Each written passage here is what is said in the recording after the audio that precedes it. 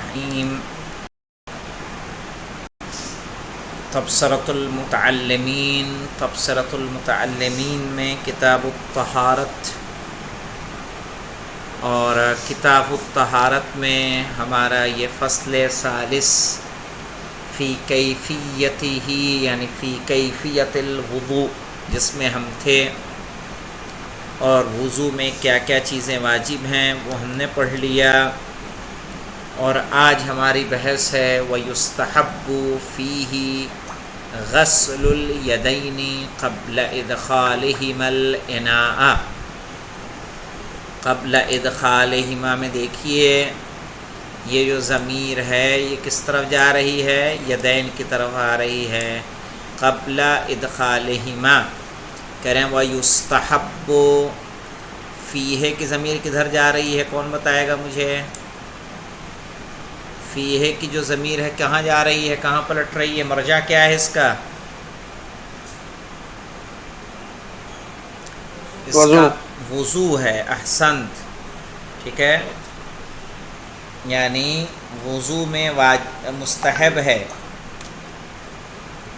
غسل الیدین ہاتھوں کا دھلنا، ہاتھوں کا دھلنا قبل ادخالہما یعنی دونوں ہاتھوں کو داخل کرنے سے پہلے، الاناء برتن میں۔ مستحب ہے کہ ہم دونوں ہاتھوں کو برتن میں ڈالنے سے پہلے دھل لیں۔ کیسے دھلنا ہے اور یہ کہاں تک دھلنا ہے؟ یہ من الزندین، اس کلائی والے جوڑ سے یعنی گٹے سے ہمیں ہاتھوں کو دھلنا مستحب ہے۔ مرتم من حدث النوم، جب انسان سو کر اٹھا ہو اور وضو کرنا چاہ رہا ہو تو وہ نوم کا حدث ہے، اس لیے کئی مرتبہ دھلے گا؟ ایک مرتبہ۔ کس کے لیے؟ من حدث النوم والبول، حدث نوم اور حدث بول کے لیے ایک مرتبہ مستحب ہے کہ اپنے ہاتھوں کو دھلے۔ یعنی اگر انسان سو کر اٹھا ہے، وضو کرنا چاہ رہا ہے تو اسے چاہیے کہ وضو شروع کرنے سے پہلے ایک مرتبہ ہاتھوں کو دھل لے۔ والبول یعنی پانی اس پہ ڈالے، اسی طرح پیشاب کر کے آیا ہے تو وہ دھلے۔ ہاں یہ یاد رہے وَمَرَّتَيْنِ مِنَ الْغَائِطِ کہ اگر انسان غائط سے آ رہا ہے یعنی پخانہ کر کے آ رہا ہے تو اس وقت کیا کرے گا؟ 2 مرتبہ اس کے لیے دھلنا مستحب ہے۔ وَثَلَاثًا مِنَ الْجَنَابَةِ اور غسل جنابت اس پر واجب ہے، اور واجب ہونے کی صورت میں وہ وضو کرنا چاہ رہا ہے تاکہ سو سکے، چونکہ جو چیزیں حالت جنابت میں مکروہ ہیں اگر انسان وضو کر لے تو وضو کے بعد وہ کراہیت ختم ہو جاتی ہے۔ مثلا کھانا پینا ہے، اس کو کھانا لگا ہوا ہے، اس کو کھانا کھانا ہے، حرام نہیں ہے، مکروہ ہے، تو کیا کریں گے؟ آپ وضو کر لیں۔ اب وضو رافع نہیں ہے، بلکہ یہ کیا ہے؟ صرف اور صرف جو کراہیت ہے کھانے کی، سونے کی حالت جنابت میں، اس کو دور کر رہا ہے۔ تو وَثَلَاثًا مِنَ الْجَنَابَةِ حالت جنابت میں کوئی کھانے کی کراہیت کو دور کرنے کے لیے، سونے کی کراہیت کو دور کرنے کے لیے وضو کر رہا ہے تو 3 مرتبہ ہاتھوں کو دھلے گا۔ پھر سے دیکھیں وَيُسْتَحَبُّ فِيهِ مستحب ہے وضو میں ہاتھوں کا دھلنا، ہاتھوں کا دھلنا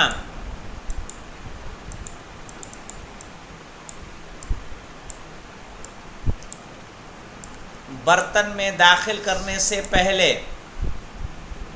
یستحب فیہ غسل الیدین مستحب ہے ہاتھوں کا دھلنا، دونوں ہاتھوں کا دھلنا، قبل ادخالہما دونوں ہاتھوں کو داخل کرنے سے پہلے، الاناء برتن میں، ٹھیک ہے، مستحب ہے کہ دھلے۔ کیسے دھلے گا؟ کہا مرتم من حدث النوم والبول، ایک مرتبہ دھلے گا پیشاب اور سونے کی حدث سے، یعنی اگر وضو کر رہا ہو پیشاب کے بعد یا سو کے اٹھا ہو تو۔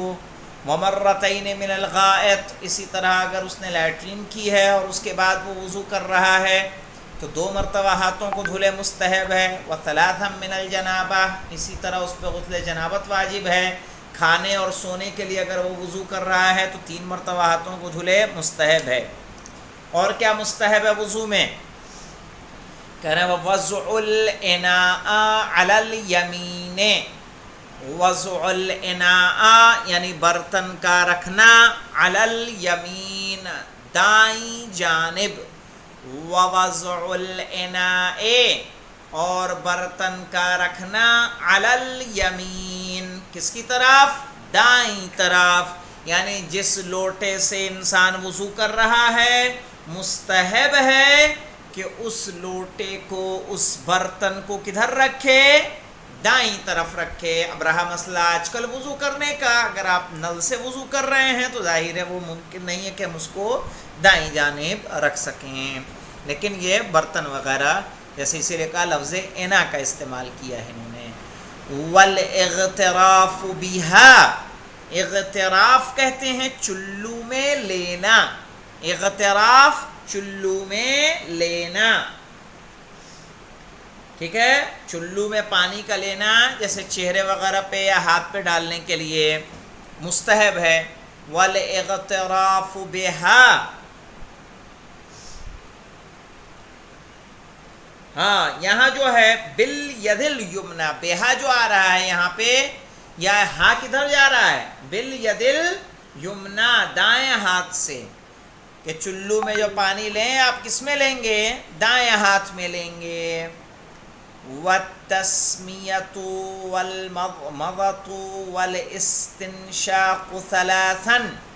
والتسمیۃ یعنی بسم اللہ الرحمن الرحیم کہنا مستحب ہے. ٹھیک ہے کہ جب برتن میں ہاتھ ڈال رہا ہو. اور والمضمضۃ، اور مستحب ہے کہ انسان کیا کرے؟ کلی کرے. ٹھیک ہے. والاستنشاق ناک میں پانی ڈالے. اور مضمضہ والاستنشاق کب کتنی بار کریں گے؟ کہا ثلاثا یعنی 3 مرتبہ. وتثنیۃ الغسلات، اور 2 مرتبہ دھلنا مستحب ہے. کیا چیز 2 مرتبہ ہو؟ کیا کیا دھلا جاتا ہے؟ تو دھلا جاتا ہے چہرہ، دھلا جاتا ہے یہ دایاں ہاتھ، دھلایا جاتا ہے یہ بایاں ہاتھ. تو ہم کیا کریں گے؟ جو چہرے پہ 2 مرتبہ ہم پانی ڈالیں یہ مستحب ہے. دائیں ہاتھ پہ 2 مرتبہ ہم نے پانی ڈالا یہ مستحب ہے. بائیں پہ ڈالا 2 مرتبہ، 1 مرتبہ ڈالا اور پھر لے کے ڈالا مستحب ہے. تو تثنیۃ الغسلات جو چیزیں دھلی جاتی ہیں وہ کتنی مرتبہ دھلیں؟ 2 مرتبہ. ووضع الماء في غسل اليدين على ظهر الذراعين والمرأة على باطنهما. ہاں دیکھیے ووضع الماء في غسل اليدين، دونوں ہاتھوں پر کو دھلنے میں پانی کا ڈالنا، علی ظہر الذراعین کلائی کے اوپری حصے پر، والمرأۃ علی باطنہما اور عورت اس کے باطنی پر. کیا مطلب ہے کہ مرد جب پہلی مرتبہ پانی ڈالے تو کدھر ڈالے؟ اوپری حصے پہ پانی ڈالے، اور اوپری حصے پہ پانی ڈال کے اور اس طرح سے ہاتھوں کو پھیرے. عورت جب فرسٹ ٹائم پانی ڈالے تو اس کو چاہیے کہ وہ اندرونی حصے پہ ہاتھ کے، یہ والا ہاتھ کا جو حصہ ہے اندرونی حصے پہ پانی ڈالے اور ہاتھوں کو دھلے. ٹھیک ہے.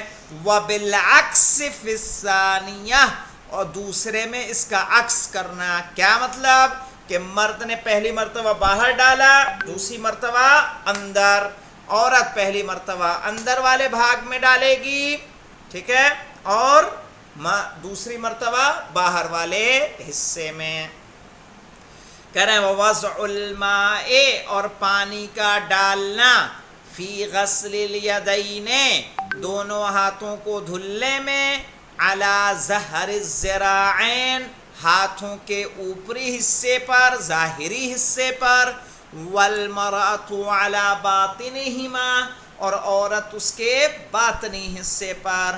وبالعکس فی الثانیۃ، اور دوسرے میں یعنی جب دوسری مرتبہ دھلیں تو اس کا کیا کر دیں گے؟ عکس کر دیں گے. والدعاء عند كل فعل، اور دعا ہر فعل کے پاس. یعنی کیا مطلب؟ جب پانی کو دیکھیں گے تو دعا پڑھنی ہے، کلی کریں گے تو دعا پڑھنی ہے، ناک میں پانی ڈالیں گے تو دعا پڑھنی ہے، اس کے علاوہ چہرے کو دھلیں گے تو دعا پڑھنی ہے کہ اللہم بیض وجہی یوم تسود الوجوہ ولا تسود وجہی یوم تبیض الوجوہ، کہ پالنے والے میرے چہرے کو سفید کر دے اس دن جب لوگوں کے چہرے سیاہ ہوں گے. پالنے والے میرے چہرے کو سیاہ نہ کرنا جس دن لوگوں کے چہرے سفید ہوں گے. اسی طرح دایاں ہاتھ دھلے تو اللہم آتنی کتابی بیمینی ولا تعتنی بیساری، اور جب بایاں ہاتھ دھلے تو اس وقت کی دعا ہے، سر کا مسح کرے تو اس وقت کی دعا ہے، پیر کا مسح کرے تو اس وقت کی دعا ہے.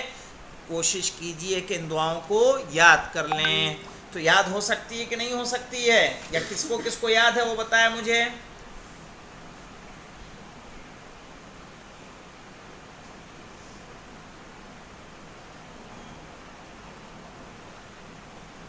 فہیم صاحب؟ جی جناب یاد تھی، بھول گئے. ہاں تو اس کو دوہرا ڈالیے. سر یاد کرتے ہیں، ٹیسٹ ہاں دے کے بھول جاتے ہیں. نہیں تو اس کو معلوم کیا ہے، اس کو مشق کریں گی نا، یعنی جب وضو کریں تو اس کو پڑھیں، باقاعدہ عمل میں رہے گا تو نہیں بھولیں گے کوئی بھی. اب جب نہیں استعمال کریں گے کسی بھی چیز کا تو بھول جانا ہے. تو اس کو تو یاد کریں، کوشش کریں کہ یاد رہے. تو انشاءاللہ جمعرات کو پوچھوں؟ جی استاد. ہاں جمعرات تو ہو جائے گا نا، اسی بہانے یاد ہو جائے. پھر انشاءاللہ پابندی کیجئے، تھوڑا وقت تو لگے گا. کچھ چیزیں ایسی ہیں کہ جس کو انجام دینے کے بعد عبادت کمال تک پہنچتی ہے مستحب، لیکن اگر اسے انجام دے تو بہتر ہے. والدعاء عند كل فعل، ٹھیک ہے. اور ہر فعل کے نزدیک کیا ہے؟ جب انجام دے تو اس کو دعا کریں. بہرحال ہم اپنے طلاب کو تو یاد کراتے ہیں. نماز جنازہ پہ پہنچتے ہیں تو نماز جنازہ یاد کراتے ہیں باقاعدہ. جب اس مقام پر آتے ہیں تو اس کو یاد کراتے ہیں باقاعدہ، اس کو عمل کر کے دکھاتے ہیں کس طرح سے نماز پڑھی جائے گی. نماز آیات کے بحث آئی تو نماز آیات پڑھواتے ہیں تاکہ ایک چیز عملاً ہمارے نزدیک ہو سکے، ہم پڑھ سکیں، تاکہ اس میں کوئی بھول ہو تو اسے حل کیا جا سکے. اب آگے دیکھیے، کہہ رہے ہیں وَيُكْرَهُ التَّمَنْدُلُ. تمندل کہتے ہیں، مندل کہتے ہیں رومال کو. ایک نمبر کے حاشیے پہ آتے ہیں، کیا کہہ رہے ہیں؟ تمندل بالمندیل تمسح بِهِ، کہ اس سے پوچھنا، ٹھیک ہے. وَيُكْرَهُ التَّمَنْدُلُ، یعنی مندیل کے ذریعے، رومال کے ذریعے یا کسی کپڑے کے ذریعے وضو کر کے پوچھنا کیا ہے؟ مکروہ ہے. مکروہ. وَيُكْرَهُ التَّمَنْدُلُ، ٹھیک ہے. ہاتھ کا مندیل یا کسی کپڑے سے پوچھنا مکروہ ہے. والاستعانۃ، اور اسی طرح سے مدد لینا بھی کیا ہے؟ مکروہ ہے. کہ ہم وضو میں کسی کی مدد لیں، کوئی لوٹا لے کے کھڑا رہے اور ہمارے اوپر ہم پانی ڈالتا رہے، ہم وضو کرتے رہیں بنا کسی ضرورت کے. ہاں بنا کسی ضرورت کے، ہم محتاج ہیں، ہمارا ہاتھ کانپ رہا ہے، ہم لوٹا نہیں پکڑ سکتے تو الگ مسئلہ ہے کہ کوئی ہماری ہیلپ کر رہا ہے.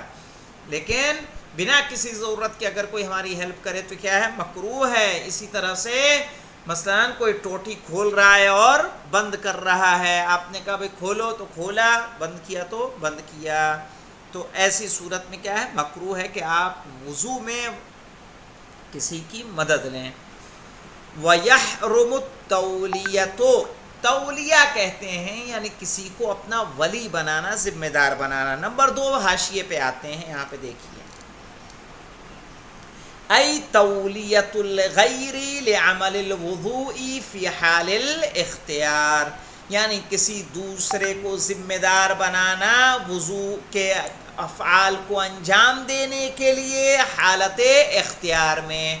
اما فی الاضطرار، لیکن اگر انسان مضطر ہو، مجبور ہو، فلا شیء علیہ، تو اس پر کوئی حرج نہیں ہے، اس کا وضو صحیح ہوگا. کہنے وَيَحْرُمُ التَّوْلِيَةُ، اور تولیہ یعنی کسی کو کسی سے اپنا وضو کروانا کہ ہم آرام سے ایسے کرسی پہ بیٹھ جائیں اور راغب سے کہیں آؤ میرے چہرے کو دھل دو، ٹھیک ہے، ایک آئے میرا دایاں ہاتھ دھل دے، ایک آئے دوسرا دھل دے، اللہ نے مجھے ہاتھ پیر سب میرے سلامت رکھے ہیں، تو ایسی صورت میں کیا ہوگا؟ حرام ہوگا اور وضو صحیح نہیں ہوگا۔ مسائل میں آ جائیے۔ الاولی لا یجوز للمحدث مس کتابت القرآن، محدث کے لیے جائز نہیں ہے، لا یجوز للمحدث، محدث کے لیے یعنی جس پر وضو یا غسل واجب ہو اس کے لیے جائز نہیں ہے مس کتابت القرآن، قرآن کی تحریری چیز کو مس کرنا، لکھے ہوئے قرآن کو چھونا جائز، مس یعنی چھونا، کتابہ یعنی لکھاوٹ، قرآن کی لکھاوٹ کو چھونا جائز نہیں ہے۔ الثانیہ لو تیقن الحدث والشک فی الطہارۃ تطہر وبالعکس لا یجب الطہارۃ۔ یہاں پہ قاعدہ استصحاب اصول میں آپ لوگ پڑھیں گے، بہت مشہور قاعدہ ہے۔ قاعدہ استصحاب کہتا ہے کہ یقین سابق و شک لاحق، یقین سابق پچھلا یقین اور لاحق شک آنے والا شک، تو پھر اس شک کا کوئی اعتبار نہیں ہوتا ہے۔ یہ قاعدہ استصحاب ہے، ہم استصحاب کرتے ہیں کہ جو ہمارا یقین ہے وہی صحیح ہے۔ اب یہاں پہ کہہ رہے ہیں لو تیقن الحدث، وہی قاعدہ ہے، لو تیقن الحدث، اگر کسی کو حدث کا یقین ہو۔ بچے لوگ رات کو آتے ہیں، ہاں دیکھیے، لو تیقن الحدث، لو تیقن الحدث وشک فی الطہارۃ، کہ اگر یہ حدث کا یقین ہو، آپ کو یہ یقین ہے کہ میں نے پیشاب کیا ہے، میں ٹوائلٹ گیا تھا، ریا خارج ہوئی تھی، یقین ہے، وشک فی الطہارۃ، لیکن طہارت میں آپ کو شک ہے کہ میں نے وضو کیا تھا یا نہیں کیا تھا، اس کے بعد کہہ رہے ہیں تطہرا، تو اس وقت آپ کیا کریں گے؟ وضو کریں گے۔ کہہ رہے ہیں اگر حدث کا یقین ہو، طہارت میں شک ہو، تطہرا، تو اس وقت وہ طہارت انجام دے گا۔ وبالعکس لا یجب الطہارہ، لیکن اگر اس کا عکس کر دیا جائے، مثلاً کہ طہارت میں یقین ہو اور حدث میں شک ہو، تو کیا طہارت واجب نہیں ہے اس صورت میں۔ مثلا آپ کو یقین ہے کہ میں نے وضو کیا تھا، اب شک ہو رہا ہے کہ میرا کہیں ایسا تو نہیں وضو باطل ہو گیا، کوئی ایسا فعل تو صادر نہیں ہوا جس سے وضو باطل ہو گیا، تو آپ استصحاب کریں گے کہ آپ کا وضو جاری و ساری ہے۔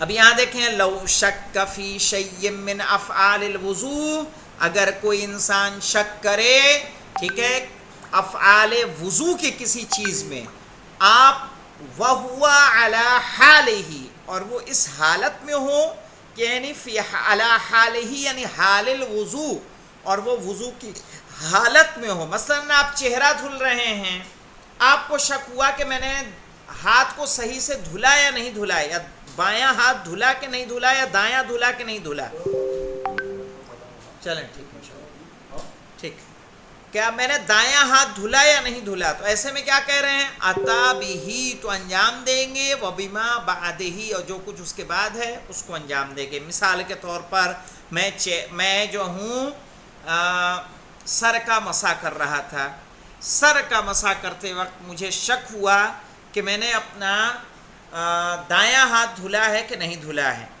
تو ہم کیا کریں گے کہ پہلے دایاں دھلیں گے، وبما بعدہی، اور اس کے بعد بایاں آتا ہے تو بایاں دھل کے پھر سر کے مسح پہ جائیں گے تاکہ ترتیب ہماری ہو جائے۔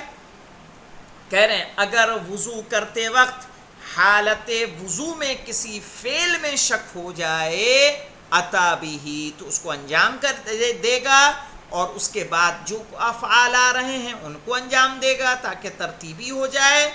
وَلَوْ انصرفا، لیکن جہاں آپ وضو کر رہے تھے، وضو کر کے باقاعدہ مسح سر و پیر کا کر کے وہاں سے ہٹ گئے، اور ہٹنے کے بعد آپ کو شک ہوا میں نے چہرہ صحیح سے دھلا تھا کہ نہیں، دایاں ہاتھ صحیح سے دھلا تھا کہ نہیں، لم یلتفت، تو ایسی صورت میں آپ اپنے شک کی طرف متوجہ نہیں ہوں گے. واضح؟ مطلب واضح ہوا کہ نہیں سب کا؟ مثلا اگر پیر کا مسح کر چکے ہیں اور شک ہو رہا ہے کہ سر کا مسح کیا ہے کہ نہیں کیا ہے، تو پھر اس حالت میں اگر انصراف ہوا کہ نہیں ہوا؟ انصراف نہیں ہوا. نہیں ہوا تو پھر آپ سر کا مسح کر کے پھر پیر کا کر لیں تاکہ ترتیب ہو جائے. یعنی ہم نے پیر کا مسح کیا، اس کے باوجود اگر ہمیں شک ہو رہا ہے کہ سر کا مسح نہیں کیا، تو پھر دوبارہ پیر کا مسح کریں گے؟ نہیں تو سر کا آپ کریں گے، جیسے آپ نے پھر سر کا کریں گے نا، ہاں. تو سر کا کریں گے تو سر کے بعد پیر کا ہوگا نا، دوبارہ کریں گے آپ پیر کا، تبھی تو ترتیبی ہوگا. یعنی دوبارہ کریں گے تب نا؟ ہاں ہاں ہاں ہاں ہاں ہاں یہ بالکل سستانی صاحب شروع سے ہے. بالکل یہی مسئلہ سستانی صاحب کے یہاں بھی ہے. مثلا ہم نے پیر کا مسح کر لیا اور سر کے بارے میں شک ہو رہا ہے، تو پہلے پھر سر کا مسح کریں پھر پیر کا مسح پھر کریں؟ پیر کا مسح کریں گے. یہ ہم نہیں جانتے تھے، اس پہ ہم نے نہیں غور کیا. نہیں تو یہ اس سے کیا ترتیب بنا اس کی ہو ہی نہیں سکتی ہے، ورنہ پیر کے بعد سر کا مسح ہو جائے گا نا، وہ الٹا ہو یعنی جائے گا. وہی والا حکم ہے کہ اگر ہم جو قنوت پڑھ رہے ہیں اور سورہ کا حمد کا جو ہے شک ہوا اور بالکل سورہ کا بالکل نہیں بالکل. ہاں تو حمد پھر پڑھیں گے، حمد پھر سورہ حمد کے بعد جو سورے پڑھیں گے وہ بھی پڑھیں گے. دونوں پڑھیں گے. ہاں، جی جی جی دوبارہ وضو کرنے کی ضرورت نہیں ہے. نہیں نہیں نہیں. کیا کہہ رہے تھے؟ تو اسی طرح سے یہ بھی ہے. ہاں اگر ملتفت ہو جاتے ہیں وہاں سے، تو ملتفت ہونے کے بعد ہمیں اس کی طرف پلٹنے کی ضرورت نہیں ہے. جو شک ہوا اس شک کی پرواہ نہیں کریں گے. الحمدللہ رب العالمین.